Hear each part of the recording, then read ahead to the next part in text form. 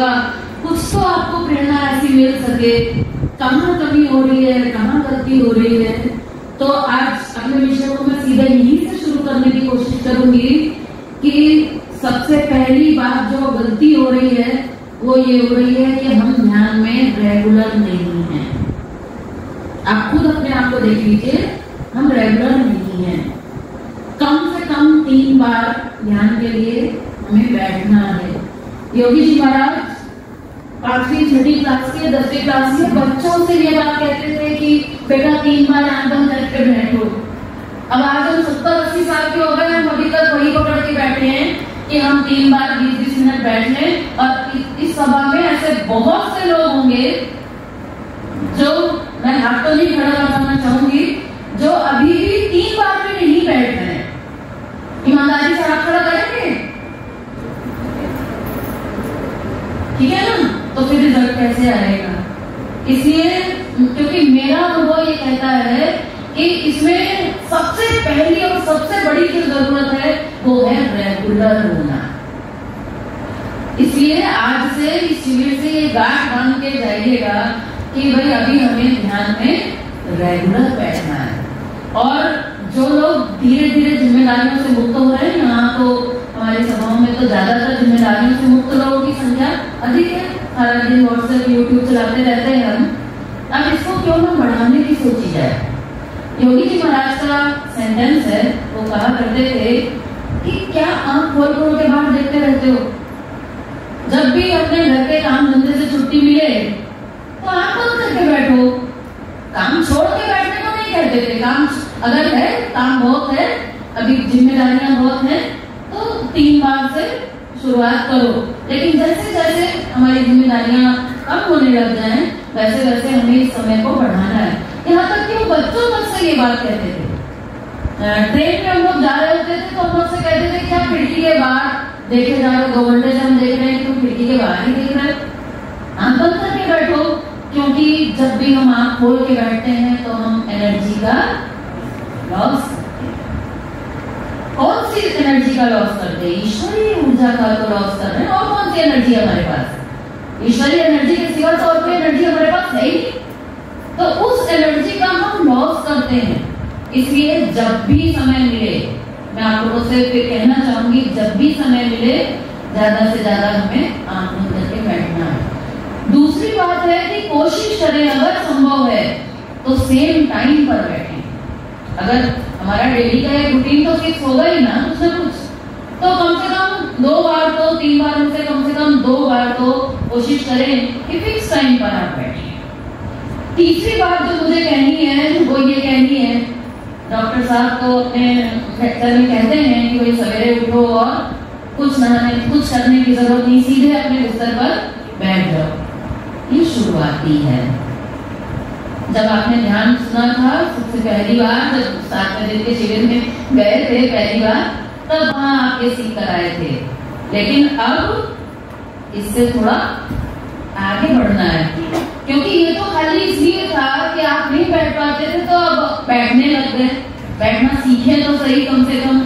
इसलिए अब ध्यान में अगर प्रोग्रेस करनी है तो अगली बात मैं आपसे ये कहना चाहती हूँ कि सवेरे उठकर जो आप ध्यान के लिए बैठे तो कृपा करके अपने बिस्तर को छोड़ दीजिए। बिस्तर से हट के बैठिए। भले ही आप चाहे सोफे पे ही क्यों ना बैठ जाएं, भले ही आप दूसरे उस बिस्तर पर बैठ जाएं जो बिस्तर पर कोई सो नहीं रहा था। और सबसे बढ़िया तो ये है कि बढ़िया कोई आसन लगा लीजिए, नहीं बैठा जाता टेकर आता, भले ही बैठ जाइए, लेकिन कोशिश ये करिए कि अपने बिस्तर से हटकर बैठिए। ध्यान के लिए अगली बात में और कहूंगी, जो प्रमुख रूप से हम तब सेवा सुमिरन के साधकों में कमी मुझको देखने में आ रही है, उसको मैं खुद भी उसी में शामिल हूँ, और वो ये है कि हम लोग बहुत सीधे बैठकर ध्यान नहीं कर रहे, हम बहुत टेढ़े मेढ़े मुद्रा में बैठ के ध्यान कर रहे हैं। तो फिर यही कहूंगी कि स्टार्टिंग के लिए ठीक हो सकता है, सीखने के लिए ठीक हो सकता है, लेकिन आगे बढ़ने के लिए हमें स्ट्रेट बैठकर ही ध्यान करना चाहिए। हमारी रीढ़ की हड्डी सीधी होनी चाहिए। भले ही हमारी रीढ़ की हड्डी के आगे का पार्ट, गर्दन हमारी थोड़ी इधर उधर हो सकती है, क्योंकि ध्यान में हमारी रीढ़ की हड्डी का सबसे ज्यादा महत्व होता है। और वैसे भी आप देखेंगे कि जब आप सीधे बैठकर ध्यान करते हैं तो आपका ध्यान में जल्दी रुझान हो जाता है। जब हम टेक लगाकर बैठते हैं, आप अगर मान लीजिए हम ऐसे कुर्सी पर भी बैठे हैं तो कोशिश करिए कि जब ध्यान के लिए हम बैठे तो थोड़ी देर के लिए हम कुर्सी का थोड़ा सा पीछे गैप छोड़कर बैठें। ये सब बातें मैं अभी इसलिए भी बता रही हूँ कि अभी समय है, अभी आज इस शिविर का दूसरा ही दिन है, तो अभी हमारे पास प्रयोग करने के लिए अभी थोड़ा समय है। प्रयोग करिए और अपने अंदर परिवर्तन महसूस करने की कोशिश करिए, जागरूक बनिए। इसके बाद अगली चीज जो है वो ये है कि हम इतने सालों से ध्यान कर रहे हैं, हम में से यहाँ पे बहुत से साधक ऐसे बैठे हैं जो कई सालों से ध्यान कर रहे हैं। तो योगी जी महाराज कहते थे, अखिलेश जी महाराज तो बहुत बार कहते थे कि कहीं ऐसा ना हो, सावधान करते हुए कहते थे कि कहीं ऐसा ना हो कि आपकी साधना एक रूटीन बन जाए। मतलब समझ रहे? तो इसका कहने का मेरा मतलब क्या है? मेरा कहने का मतलब ये है कि कहीं ऐसा तो नहीं है कि आप उत्साहहीन होकर एक ड्यूटी समझकर चलो भाई ध्यान का टाइम हो गया, चलो बैठ गए, हो गया ध्यान। कहीं रूटीन में तो नहीं आ गया? हम दशांश सेवा निकाल रहे हैं तो कहीं रूटीन में तो नहीं आ गया है कि हमें 10 रुपया आए तो चलो 1 रुपया निकाल दिया। साधना में चाहे तप की साधना हो, चाहे सेवा की साधना हो और चाहे ध्यान की साधना हो, तीनों साधनाओं में बहुत इंपॉर्टेंट फैक्टर है और वो है कि उत्साह को बनाए रखिए। उत्साह को बनाए रखेंगे तभी तो आगे बढ़ेंगे। बच्चा चलते चलते थक गया, दौड़ रहा था अच्छा खासा, दौड़ते दौड़ते थक गया, बोर हो गया, तो अब फिर वो धीरे धीरे पैदल चलने लग जाता है। छोड़ो अभी जीतने का कोई चांस तो है नहीं, तो पैदल ही चल लेते हैं। थोड़ी देर बाद फिर वो आराम करने के लिए पेड़ के नीचे ही बैठ गया। लेकिन साधना में इससे काम नहीं चलेगा। साधना में हमें मरते दम तक अपनी साधना के प्रति उत्साह बनाकर रखना होगा। और ये जिम्मेदारी हमारी खुद की ही होगी कि चाहे तप की साधना है, चाहे सेवा और चाहे ध्यान, जिसमें ध्यान में ये विषय और भी ज्यादा प्रमुख हो जाता है। और वो प्रमुख इसलिए हो जाता है क्योंकि ध्यान अपने आप में थोड़ी सी नीरस साधना है। इसमें रस आने में समय लगता है। जब तक हमें रस नहीं मिलने लग जाता तब तक हमें इसमें उत्साह वर्धन उतना नहीं हो पाता। कहते हैं कि हम बैठ तो रहे इतने सालों से, लेकिन अभी तक हमारा ध्यान लग नहीं रहा। इसलिए आप उत्साह के साथ पूरी इन सारी बातों का ध्यान रखते हुए आपको जब ध्यान में आप बैठे हैं तो आपको ये महसूस होना चाहिए कि आप ध्यान के लिए बैठे हैं। ऐसा नहीं कि आप तो बैठ गए, आपको ऐसा महसूस होना चाहिए कि हाँ आप ध्यान के लिए बैठ रहे हैं, आप ध्यान के लिए बैठे हैं और एक लक्ष्य को लेकर बैठे हैं। और वो लक्ष्य है कि मैं ध्यान के माध्यम से अपने अंदर से जुड़ूंगा, मुझे अपने अंदर से जुड़ने का अभ्यास करना है और इस बात का मनन करना है कि बिना अंदर से जुड़े काम चलने वाला नहीं है। इसलिए मैं हमेशा कहती हूँ कि ध्यान ही एकमात्र समाधान है।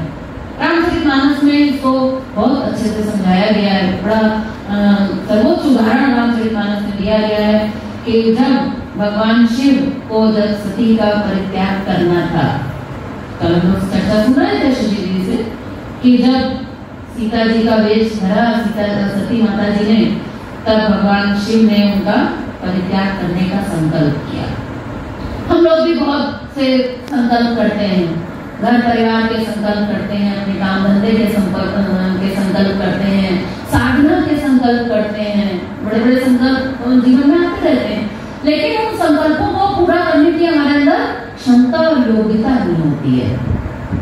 तो शिव जी के साथ भी ऐसा ही हुआ। सोचिए भगवान शिव, उनके साथ भी ऐसा हुआ कि संकल्प तो कर लिया कि अब इनके साथ संबंध नहीं रखा जा सकता, पत्नी रूप में वर्ण नहीं किया जा सकता, क्योंकि इन्होंने माता का रूप धारण कर लिया है, इसलिए अब पत्नी के रूप में संभव नहीं है। लेकिन सोच तो लिया, संकल्प तो कर लिया, लेकिन वो कैसे, हमारे इन संकल्पों की पूर्ति हो कैसे? तब वहां पर लिखा है कि तब शिव जी को केवल एक ही बात सूझी और तब वो ध्यान लगाकर बैठे। जब भी हमारे जीवन में किसी भी प्रकार की कोई भी समस्या आती है, चाहे आपको गुस्सा आ रहा हो, चाहे आपको स्ट्रेस हो रहा हो, चाहे आपको कोई चिंता हो रही हो, चाहे आपकी कोई समस्या आ गई हो, किसी भी प्रकार की, घर परिवार की भी हो सकती है। हम लोग शिव जी की तरह सन्यासी तो है नहीं, हम लोग तो घर परिवार वाले, हर समय समस्या ही आती रहती है।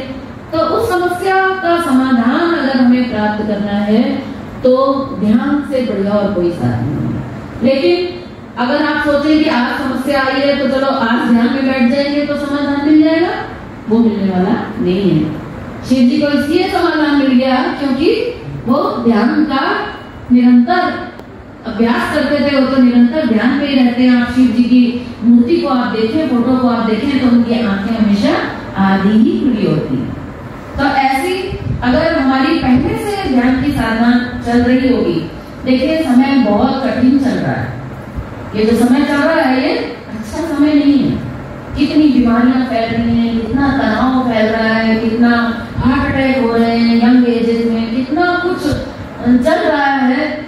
तो हर आदमी अपने आप में अंदर से कहीं ना कहीं टूटा हुआ है, डरा हुआ है। ऐसे समय में अगर ध्यान का अपने सहारा अगर ले रखा है तो आपके बुरे वक्त पर ये ध्यान भी आपके काम आने वाला है। मैंने तो स्टूडेंट लाइफ में इसके फायदे देखे थे। जब मैं स्टूडेंट थी, एग्जामिनेशन हॉल में जाती थी तो मैं वहां पर ध्यान आंख बंद करके बैठती थी तो मुझे समाधान मिलता था। तो मैंने वहां से देखा है, शुरू किया है और इसके रिजल्ट पाए हैं।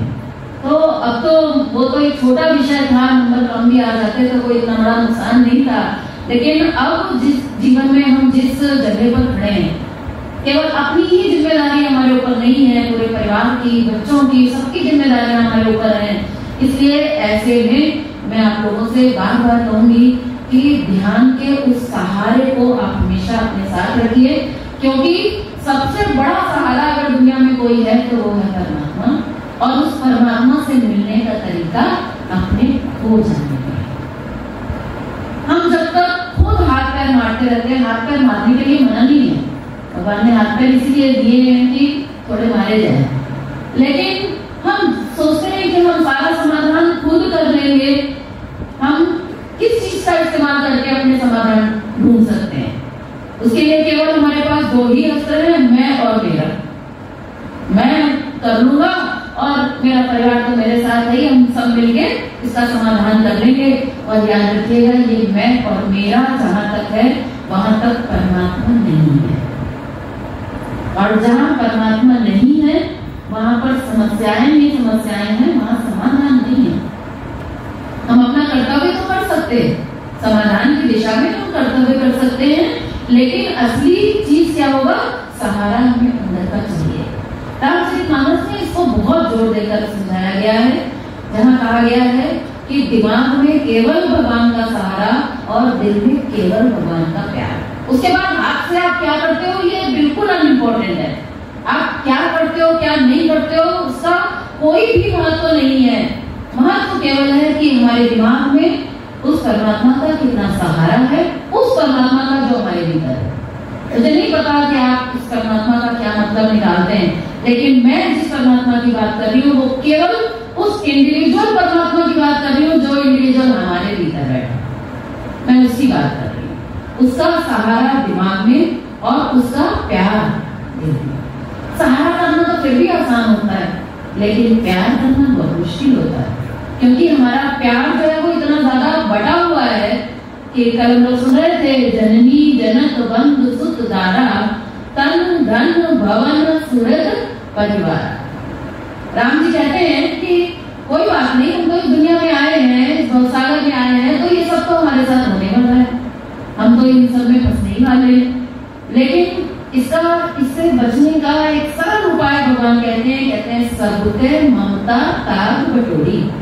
बोले इन सबके जो धागे ममता के तुमने लगा रखे हैं, उनके सबके धागों को तोड़ना नहीं है, तोड़ के फेंकना नहीं है, इनसे दूर नहीं होना, इनको छोड़ना नहीं है, केवल उस धागे को थोड़ा थोड़ा इकट्ठा करके और फिर बट कर कहते सबकर ममता ताग बटोरी। बहुत सारे धागे होते हैं ना, उसको बटते हैं तो एक रस्सी बन जाती है। बोले ऐसे धागों को बट लो, बटने के बाद जो रस्सी बने उस रस्सी को क्या करो, मेरे चरणों में लगा। यानी कि जितने हमने ममता बाहर से कर रखी है वो ममता हमें भगवान के नाते करनी है। सबके अंदर हमारा प्रभु बैठा है, अगर इस भाव से हम ममता इस दुनिया में करने लग जाएंगे तो वो ममता हमारी कब प्रभु के चरणों में डाइवर्ट हो जाएगी वो हमें मालूम नहीं चलेगा। इसलिए इस सहारे को अगर आपको प्राप्त करना है तो उसका केवल एक उपाय है और वो उपाय है ध्यान। बड़ा कष्ट होता है, बड़ा दुख होता है कि जब हम ध्यान के लिए यहाँ आते हैं तो लोग मोबाइल का स्क्रीन उनका ऑन ही रहता है।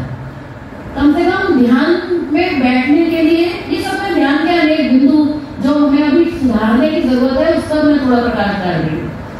ध्यान करने के लिए जब भी हम बैठे, जब भी, खाली इस हॉल की बात नहीं कर रही हूँ, जब भी, तो कम से कम 10 से 15 मिनट पहले हमें थोड़ा शांत होना जरूरी है। हम सोचें कि हम आधे घंटे से रील देख रहे हैं, 20 मिनट से हम रील देख रहे हैं, कोई भी 20 मिनट के लिए रील देखने के लिए नहीं बैठता, सब 1 मिनट के लिए रील देखने के लिए बैठते हैं और वो कब 20 मिनट हो जाते हैं पता ही नहीं लगता। काश ऐसा ही ध्यान में हो जाए कि हम ध्यान में बैठे हैं कि कब 20 मिनट हो गया हमें पता ही ना लगे। ऐसा हो तब तो उसको ध्यान देंगे। अब हम सोच रहे हैं कि अरे अब तो रील छोड़नी पड़ेगी, चलो भाई ध्यान में भी बैठना है, चलो रील बंद कर। अब आपने पता नहीं क्या क्या तो रील में देख लिया और उसके बाद आपने मोबाइल रख दिया, चलो रात वाला थोड़ा ध्यान कर लेते हैं। क्या आपका ध्यान लग सकता है? फिर आप कहेंगे हम बैठते तो रोज हैं लेकिन ध्यान तो लगता नहीं है, तो कैसे लगेगा? आपको लग रहा है कि लगने की संभावना हो सकती है? नहीं हो सकती ना। इसलिए कम से कम देखिए, घर जाकर आपको क्या करेंगे वो तो मुझे नहीं पता, वो सब आपके ऊपर है। मैंने पहले ही आपसे कल कह दिया था कि आपको यहाँ आने के बाद अपनी कृपा खुद अपने ऊपर करनी है और वो आसान है और वो की जा सकती है। तो इसलिए कम से कम यहाँ पर तो जितने भी हैं तब तो ये नियम बना ही लीजिए कि जब आप अपने कमरे से निकले वहां से आप ध्यान का मन बना लें और वहीं से शांत हो जाए। इस हॉल के अंदर आने के बाद भी अभी आप शांत नहीं हो रहे, मैं कह रही हूँ कि आप अपने कमरे से निकले वहीं से शांत हो जाएं। वहां से ही आप अपने को ट्यून करते हुए, अपना भाव बनाते हुए कि अब हम ध्यान में बैठेंगे और तब आप वहां से आए और चुपचाप यहाँ पर आकर अपना मोबाइल सब वहीं पर ही रास्ते में ही सब ऑफ कर लीजिए, साइलेंट पर, रूम से ही करके आइए। अब यहाँ पर सब स्क्रीन देखते रहते हैं, जब मैं उनको टोकती हूँ आते समय तो कहते हैं बस बंद ही कर रहे थे, तो उन्होंने सोचा बंद करते करते थोड़ा सा और देख लिया जाए, कुछ इम्पोर्टेंट तो नहीं आ गया क्योंकि भारत के प्रधानमंत्री तो हम ही है। तो ये इस चीज का भी हमें ध्यान रखना होगा। अगली बात ये कि ध्यान करते समय परेशान करने वाले अनगिनत असीमित जो विचार है, क्यों नहीं हमें इन विचारों से अभी तक मुक्ति मिल पा रही है? क्यों नहीं ध्यान में हमें स्थिरता आ रही है? क्यों नहीं हमें ध्यान में रस तो बाद में मिलेगा, पहले शांति मिलनी चाहिए। ध्यान का जो सबसे ऊपरी रिजल्ट है वो है कि मन शांत होना चाहिए। ये सबसे ऊपरी रिजल्ट है। सबसे गहरा रिजल्ट तो इसका ये है कि आप खुले तो आनंद ही आनंद अंदर से छलकने लग जाए। ठीक है, अभी हम वहां तक नहीं भी पहुंचे हैं तो कम से कम इतना तो हो कि ध्यान में हमारा मन स्थिर होना तो शुरू हो। उसके लिए कुछ बातें मैं आपसे कहना चाहूंगी और वो ये है कि जब हम जागरूक होकर ध्यान के लिए बैठेंगे, अब हम जागरूक होकर ध्यान में बैठना सीख रहे हैं, अब जब हम जागरूक होकर ध्यान के लिए बैठेंगे तब आप वो काम कर पाएंगे जो ध्यान के लेक्चर में आप अभी तक सुनते आ रहे हैं, और वो ये है कि निकलते हुए विचारों को बोल दीजिए दृष्टा बनकर देखेंगे तो तब ना जब हम सचेत होंगे, देखेंगे तो तब जब हम सावधान होंगे। हम तो अपने होश में ही नहीं है, होना बेहोश ही है ध्यान में, लेकिन अभी तो हम खोए हुए हैं। कहाँ खोए हुए हैं वो हमको खुद भी नहीं पता है। लेकिन जब आप जागरूक होकर ध्यान में बैठेंगे, सावधानी पूर्वक शुरुआत में आप देखेंगे कि क्या विचार निकल रहे हैं और अभ्यास करेंगे कि इन विचारों को जाने दो, हमें देखने की जरूरत नहीं है।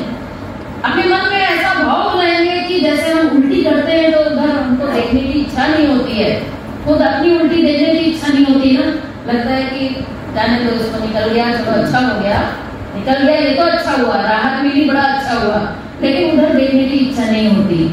कितना भी अच्छा सुंदर रसदायक आपके अंदर से विचार क्यों ना निकले, लेकिन ये सब क्या है, उल्टी। कितना भी बढ़िया आपने कल रसगुल्ला खाया हो, लेकिन अब उल्टी में जब वो रसगुल्ला निकलता है तो वो रसगुल्ला दिखता है क्या, बिल्कुल गंदा लगता है।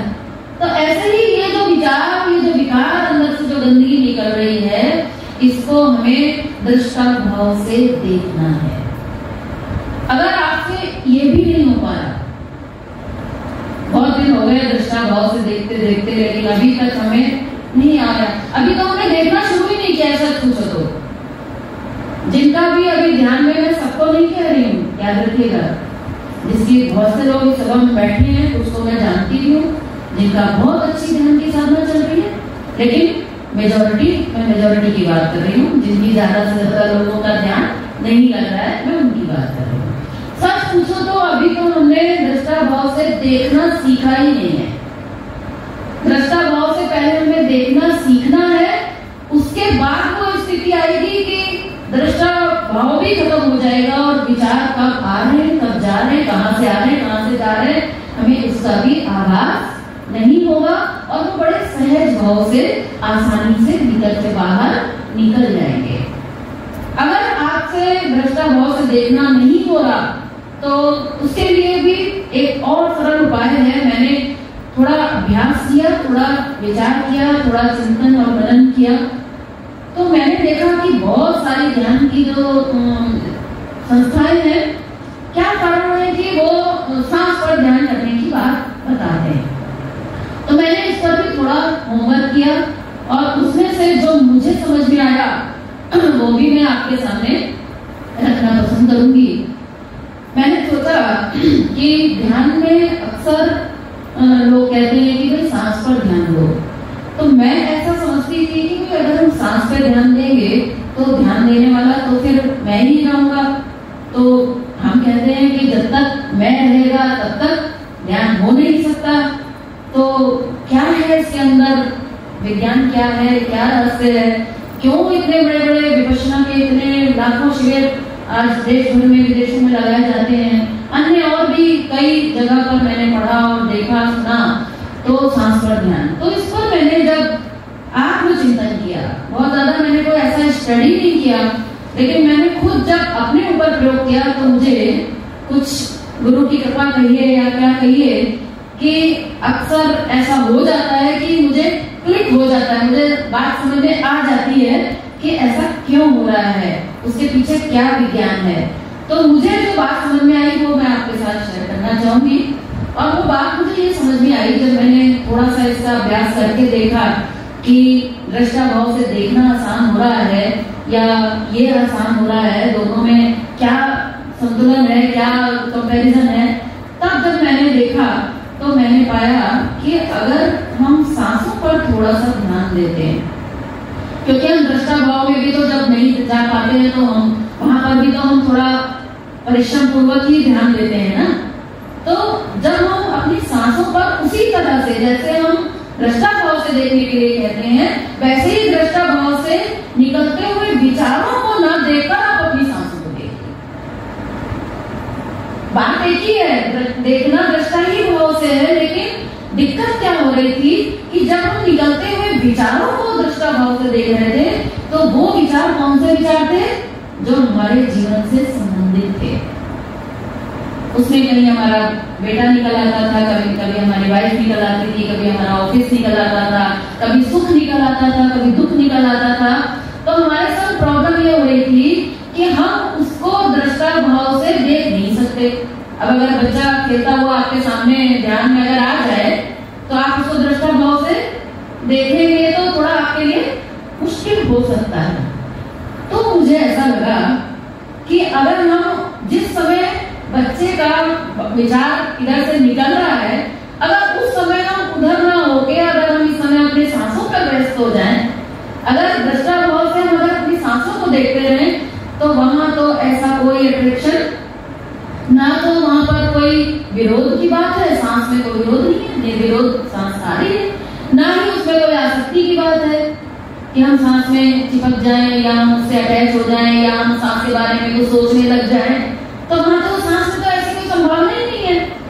तो मैंने ये पाया कि जब हम इधर सांस में थोड़ा बिजी थे, हम सांस को थोड़ा दृष्टाभाव से देखने का अभ्यास कर रहे थे, तो हमें पता ही नहीं चला और इधर साइड से वो विचार जो निकलने में मुश्किल हो रही थी वो आसानी से निकलने लग गए।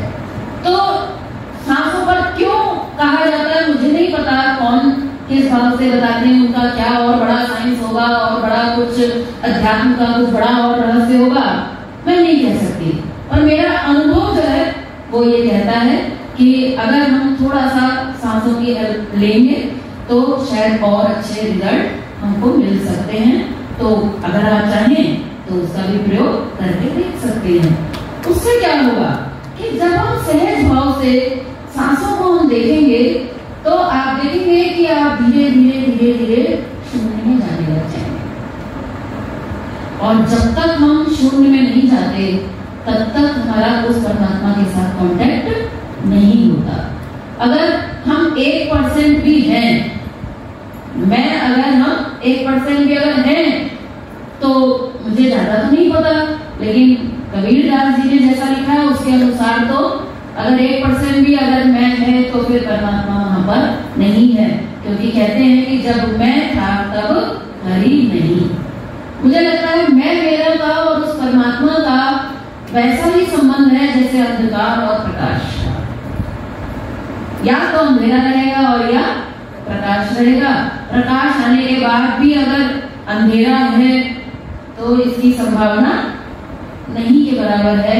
ऐसे ही यहाँ पर इसकी संभावना नहीं है कि मैं और परमात्मा एक साथ रहे, इसलिए हमें उस शून्य अवस्था को प्राप्त करना है। जैसा कि मैंने आपसे अपने व्याख्यान में पहले ही आपको बता रखा है कि जैसे हम गहरी नींद में शून्य अवस्था में चले जाते हैं, कितना सरल ध्यान। तो मुझे लगता नहीं है कि तपसेवा सुमरन से में जो ध्यान सिखाया जा रहा है इससे सरल ध्यान और कोई हो सकता है। इससे सरल ध्यान और भला क्या होगा जिसको गहरी नींद के साथ जोड़ दिया गया। रोज हम सोते हैं, गहरी नींद में सोते हैं, रोज हम शून्य अवस्था में जाते हैं, रोज हम ऊर्जा का अर्जन करते हैं, लेकिन उसके बाद भी हम उसको इग्नोर करते हैं, हम उसके महत्व को नहीं समझते हैं, हम ये नहीं जान पाते हैं कि हम गहरी नींद में उस परमात्मा से जुड़े थे, इस वजह से हमारे अंदर शक्ति आई है। मुझे लगता है शायद इसीलिए हमारे शास्त्र कहते हैं कि सवेरे जब पहली आंख खुले तो हमें सबसे पहले उस प्रभु का धन्यवाद करना चाहिए। किस बात का धन्यवाद करना है? हमारे तो शरीर में रोग भी है, हमारे तो मन में शोक भी है, हम तो अपने जीवन से इतना दुखी हाल है, फिर क्यों हमें परमात्मा का धन्यवाद करना है? हमें परमात्मा का धन्यवाद इसलिए करना है क्योंकि हम रात में उसकी गोद में थे, क्योंकि हमने उससे ऊर्जा का अर्जन किया है। कब किया है? गहरी नींद में किया है।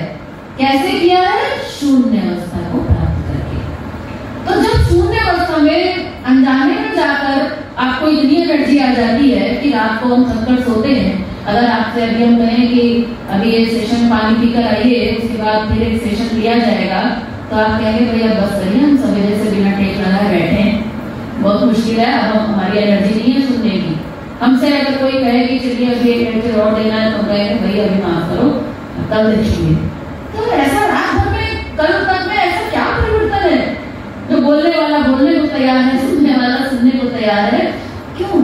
क्योंकि दोनों एनर्जी प्राप्त कर चुके हैं। अगर ये एनर्जी हम पता नहीं कैसे इस भ्रम में पहले भटके हुए हैं कि हमें ये एनर्जी यहाँ से आ रही है, वहां से आ रही है, कि रात को सोते समय दूध पी लो, कि थोड़ा टॉनिक पी लो, कि ये कर लो, वो कर लो।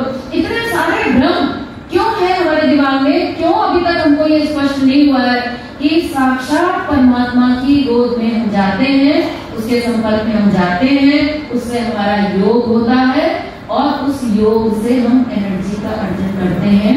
तो क्यों ना जागृत अवस्था में इसका अभ्यास किया जाए?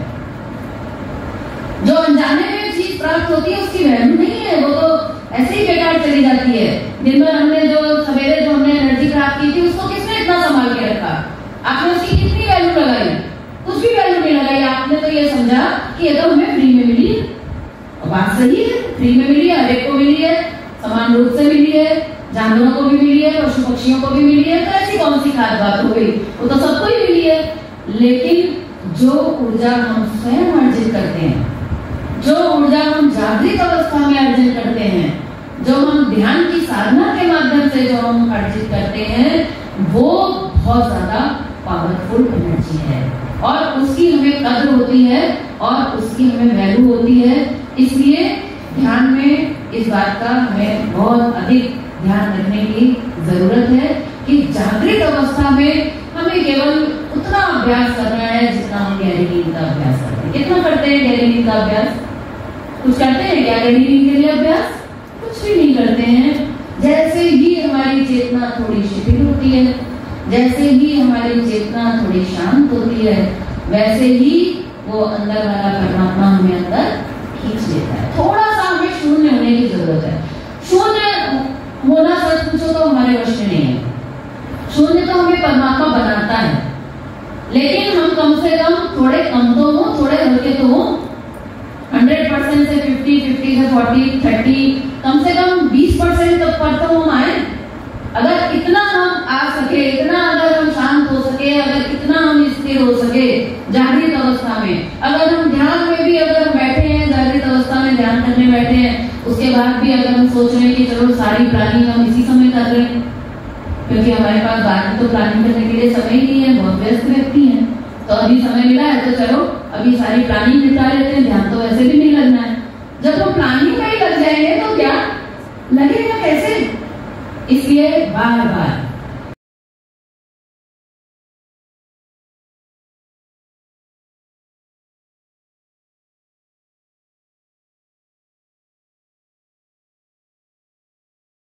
एक बात मैंने और महसूस की है, और वो महसूस ये किया है कि ध्यान में जब आप बैठे तो एक थोड़ा सा, एक छोटा सा अभ्यास शायद कुछ सेकंड्स का भी हो सकता है या हो सकता है